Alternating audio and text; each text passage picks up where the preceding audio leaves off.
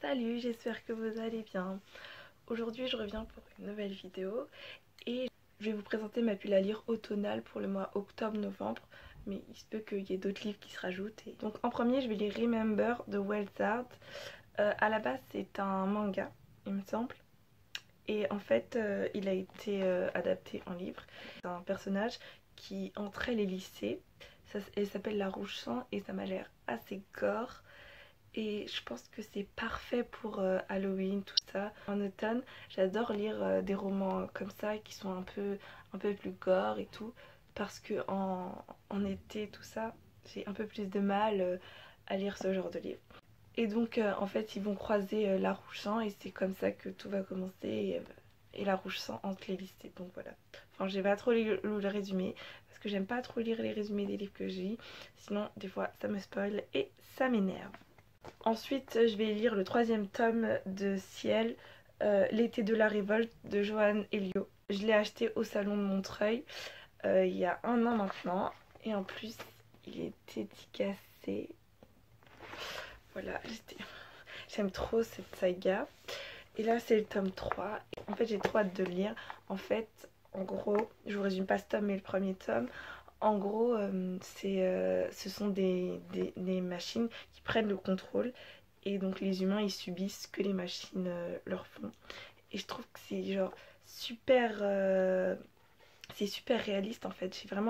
Quand j'ai lu le premier tome et le deuxième tome, j'ai vraiment eu l'impression que ça pouvait être vrai. Et j'adore. J'ai hâte de lire ce tome. Je crois que je vais commencer par lui. En plus, regardez les détails, mais genre, c'est super beau. Il est magnifique. En plus, il y a un petit nuage quand vous ouvrez un... Et ça fait un petit trou. C'est trop mignon. Ensuite, je vais enchaîner avec La Reine des Macabas de Tidrago.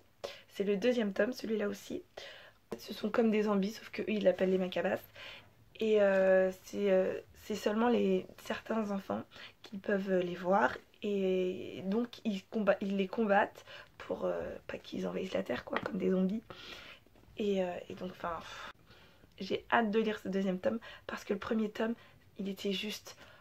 Il m'allait sur ma faim, je voulais tellement savoir la suite. J'étais là, pitié, dites-moi la suite. Et donc, il faut que je le lise absolument. Voilà, j'ai hâte de le lire. Ensuite, que serait le mois d'octobre sans un Stephen King? Donc je me suis dit, bon, je vais commencer ça parce que ça a l'air génial. Enfin, voilà. Et je voulais pas d'abord voir le film parce que je suis le genre de fille qui déteste voir les films avant d'avoir lu les livres. Sinon, c'est impossible pour moi de lire le livre, c'est pas possible. Comme pour Divergente, j'ai été voir le film, ben maintenant c'est trop tard, je peux pas. J'ai l'impression que ça raconte l'histoire, enfin, de lire deux fois la même chose et ça m'intéresse pas. En plus, lire un livre, c'est beaucoup plus long que regarder un film, donc j'ai la flemme. Enfin bref, revenons à ce livre. Vous allez sûrement connaître, ce sont des enfants. Et en fait, c'est un clown qui hante et qui va faire peur aux enfants. En gros, hein, je vais faire un résumé en gros parce que... Hein. Et donc, voilà. J'ai commencé, j'ai lu, je crois, 50 premières pages. Mais j'ai arrêté parce que je le lisais un peu avant de me coucher. Donc c'est genre, juste pas le moment de faire ça, c'est horrible. J'avais peur, j'allais faire des cauchemars. Maintenant, je vais le lire pendant les vacances. Et voilà, parce que sinon, si je lis ça à la nuit, je vais passer ma nuit à rêver de clown, à faire des cauchemars, et c'est fini pour moi. Donc ensuite, si vous avez suivi ma story Instagram, je vais lire Le Parloir de Éric Savoisin.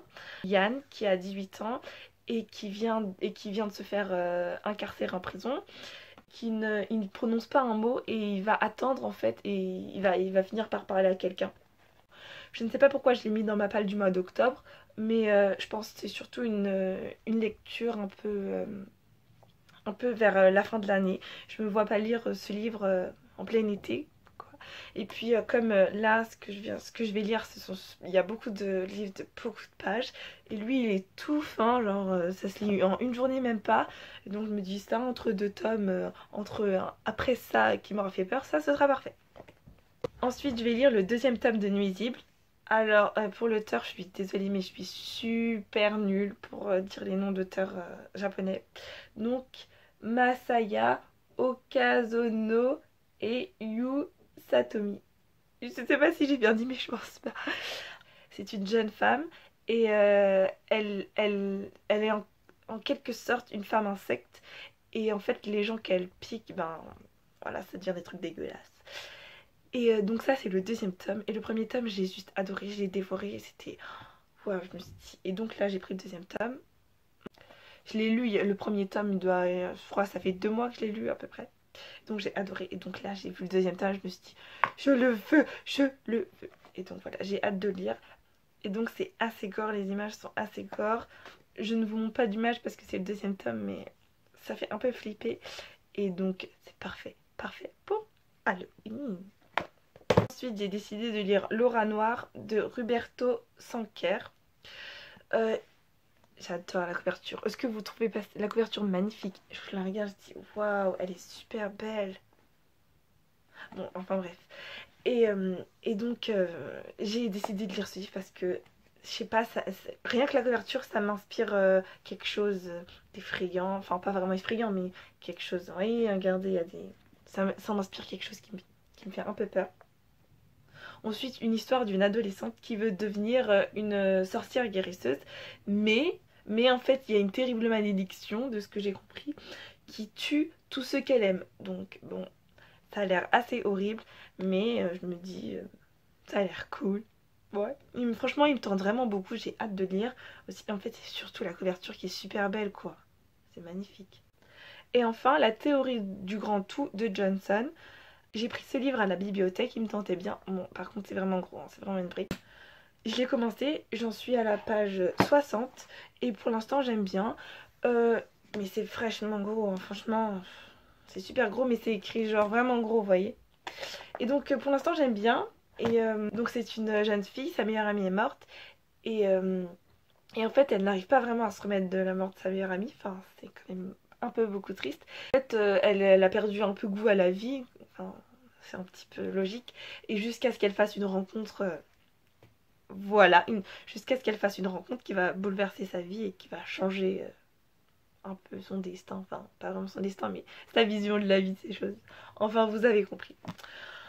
Enfin, donc voilà, c'est tout ce que je vais lire. Enfin, il y aura sûrement quelques autres livres, des BD, des mangas qui vont se rajouter au cours de ce mois. Et peut-être que je lirai pas tous parce que c'est quand même beaucoup. J'ai été un peu optimiste, mais je me suis dit, bon, j'ai un peu de temps libre, voilà, on va lire. Dites-moi ce que vous allez lire pour le mois d'octobre, si vous avez une palle particulière, si vous avez des livres que vous lisez particulièrement quand on arrive dans cette période d'octobre, Halloween, tout ça. Donc voilà, j'espère que cette vidéo vous a plu. Dites-moi si vous connaissez les livres que je vous ai présentés ou si vous ne les connaissez pas du tout ou vous les avez déjà lus peut-être.